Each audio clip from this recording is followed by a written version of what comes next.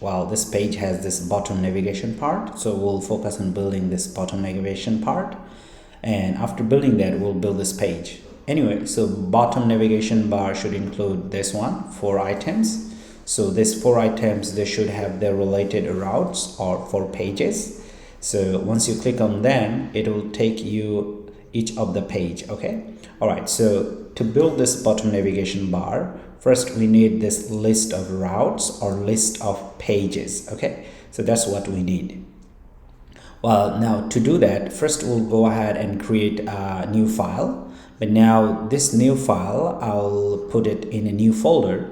So here within this pages file, I'll create a new folder, and over here I'll call it nav pages.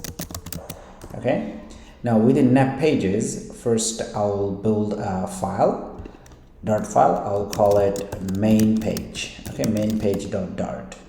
all right, so what is this one would do? Well, actually this main page.dart file, it would hold everything in this screen, as you can see. So it also means that it would hold these 4 items on the bottom navigation bar. Okay, so this page would hold everything, and once we click on each of the item, it will take us to a new page. Based on the click from this page, we will go to new pages. All right, so now saying that, so this is also our main page for displaying everything, as well as this page. Okay, so this button or this item means this page. So now what do we need to do? We need to go ahead and create these 4 pages. So we'll simply go ahead and create them very quickly. So what do? We would come over here and create new file. So the other file, I'll call it bar item.dart.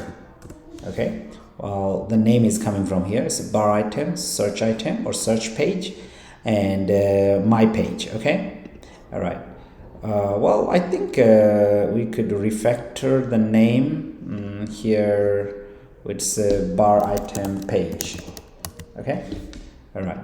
Now over here I will declare other 2 pages or files, dart files. So one is search page dot dart, and the other one is my page dot dart. Okay, cool. Now here within it, we'll just simply have some very simple content to show based on the click. Okay, all right, so what we'll do now, we'll go ahead and create some stateless class over here. Okay, well, for search one, I'll write here search page. Okay, now within it we need to import some of the libraries, and then here within it, say I'll return a child as a text. Okay, and here I'll write search page. Okay, now over here I want to center it, so I'll wrap it around another center widget. Okay, now we are pretty good with this. So what I'll do, I'll just copy this part. So we're done for search page. Now we'll go to my page, and here we'll do stateless class, and we'll just copy paste what we did early. Now over here we need to import this class, this library over here, and over here we'll call it my page. Okay, all right, and we also need to put it down there. Okay, now the error should be gone, and here we need to have this return statement.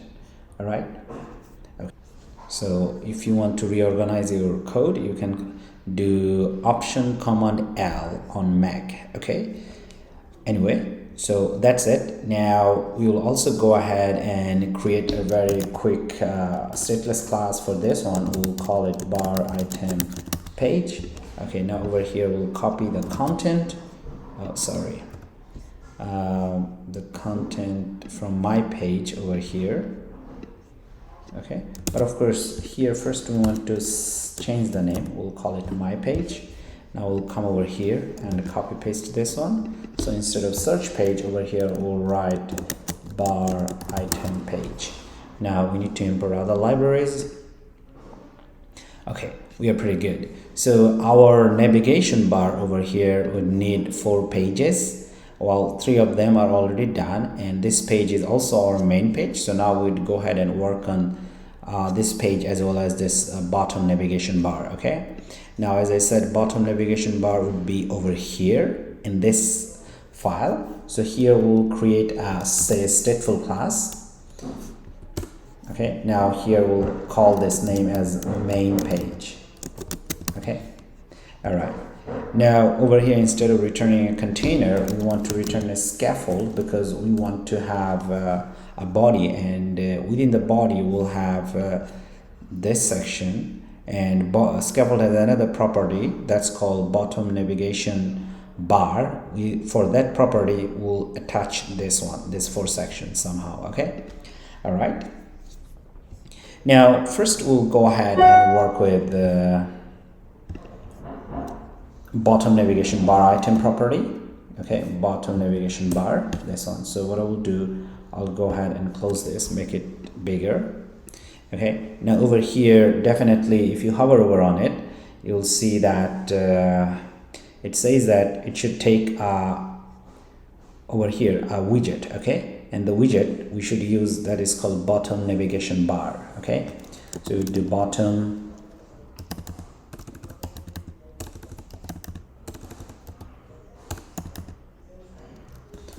navigation bar, this one. Okay, now over here, if you hover over on it, you will see it takes list of items. Okay, that's the first thing we want to take care, list of items. So what is this list of item? So now this list of items should contain these things. Okay, yeah, so these 4 items, it should contain these 4 items. All right, yeah. So now here, what we'll do, we'll go ahead and create this list. So simply we'll just call here items. Okay, as you can see, it takes a list. Okay, so now of course it should take the list, but where is this list coming from? Okay, and what are the things we should put in the list? But as you can see, if you hover over on it, it says bottom navigation bar item. So the list type should be bottom navigation bar item, right? So that's what we should have. So now here we'll just simply write here bottom navigation bar item. Okay, this one, right? So now it does take an icon. All right, now the first one we want to take this icon. Okay, this icon, but now we do have a similar icon over here, so that's what we'll use, icons icons dot apps. Okay, the first one. Okay, and it should take another property that's called title, and simply we'll call it home. Okay, and title takes a text, so we'll just go ahead and simply call it home. All right, and now yes, we are good. So here we put a comma. Now I'll copy this one 3 times.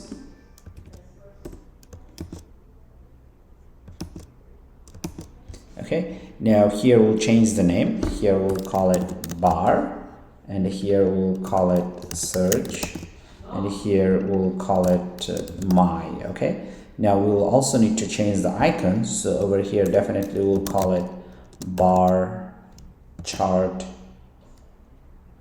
Okay, well, I think bar chart sharp, this one. Now for search, we can simply use an icon that's called search. Okay, and for me, for my page, here we would use an icon. This is called person. Okay, so well, now with this 4 children in the item list, we are done. Well, do remember, well, anywhere you see in Flutter pretty much that has the word bar, like tab bar, navigation bar, or tab bar view, they should take a list of children. This is a common property in Flutter. Wherever a widget has a bar, it takes most of the time a list of item. Well, as I said, so they take list of children. Now each children is clickable. That also means that once you click on them, this bar item should take you a certain page. Okay, so that's what happens here. So for each of the bar item, we'll have a related page where we can navigate to. Like if we click on the first one, we should go to this page, which will show this one. For second one, we'll go to a second page, third one for third page, like that. Okay, so we need to create them pages in a list, but already actually we created them. As you see, this 4 pages like bar item, search bar item, and my page. Okay, right. So now what we need to do, we'll need to go ahead and create a list and put this classes in the list. Okay, so that's what we'll do. So here we'll do list, and I'll call it here pages. Okay, now it should take 4 routes or pages related to this one. Okay, well, no, the first one we'll do it a little later. It's a second one, it's called bar item page. Okay, all right, the third one is over here, search page, and the fourth one is our my page, right? Okay, now we need to import the related packet libraries for this. Okay, done. We have 3, so last one is for this one, this one is for this one, and bottom bar is for this one. Now this one is very special because this would be our default page, but of course we need to go ahead and create the page. We didn't do it yet. So for the whole app, this is main page, so that's why I wrote here main page, but the content should be coming from another route or another page for this icon.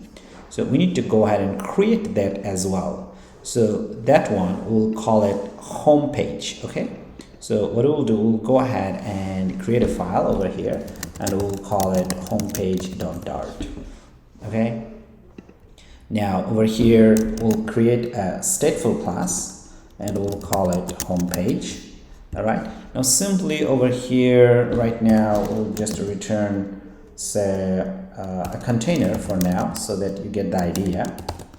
Okay, and now over here we'll import the related packages and libraries. Okay, so well, this one would be responsible for showing all of them over here related to this button. Anyway, so now we'll come over here. So here we'll just simply write home page. Okay, and we need to import it. All right, okay, so far so good. Now what we could do, we could go ahead and run it and see the result, what happens, because we have 4 pages. All right, and related to those 4 pages we have this bar items. But one last thing before we go ahead and do it, we need to attach this list. Okay, attach this list over here in the body section of scaffold. Okay, so now here we'll write body. Okay, now body takes a widget in Flutter within scaffold. Okay, so now here I want to pass this first page. Remember, this home page is also a widget. Okay, so class is widget in Flutter most of the time. So now here simply I'll return this one. I can return it like this, pages 0. So pages is a list. It will find the first item. First item is this one, and within it will return a container. Okay, all right, so now what we could do, we could go ahead and run it. Okay, of course, now over here within our main file, for now, instead of returning welcome page, over here we'll return main page. Okay, once we are done with the whole app, we'll connect all of them together, but for now we want to go to this page directly. All right, now let's go ahead and check it. Okay, now over here we don't have any error, but if we come to our main page, look at this. So we do have everything. Now here our bottom navigation bar is visible. As you can see, it's over here. Okay, and now if you see slightly, we also do have the colors over here, so it's visible. All right, well, if you see now, these colors, the label and the icons, they are not visible, so we can change the color. And to do that, first what we could do, we do show selected item color or let's see, selected item color. Okay, so selected item color for now we do colors dot black. Okay, 54. So now if you save it, so the first one is selected, you can see.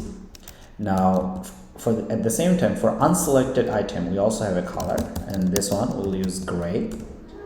Okay, all right, and we can use gray with opacity 0.5. So okay, so now there is a big difference. All right, now we don't want to show this names over here, like as you can see, so we want to get rid of the names. So here we'll do show selected labels false. Okay, and show unselected and selected label both set to false. Now the name is gone. All right, okay, so far so good. And now there is this line over here, we can also get rid of that one. We do elevation 0. Okay, well now we'll work on the tap event. Okay, well for that one, first we need to define a tap function, because if you come over here and hover over on it, you see it has a tap on tap function. Okay, so first we need to create a function outside of this build method. Okay, we'll do that. And over here we would call on void on tap. The function name is on tap. And now over here, well, on tap should have index. It should receive an index from the color function of this. All right, so what we'll do here, we need to check well, now bottom navigation bar, it takes an index as well. Okay, so if you come over here, you see current index 0. Okay, all right, so now over here we'll set the current index. Okay, well, one thing though, while current index is 0, actually that means you find this page, so you can go ahead and run it and check it. Now of course no change, but now if we change the current index to 2, it will come over here. Okay, all right, so you see this is the default one, unselected one. All right, yeah, so it found my search page, this one over here. All right, yeah.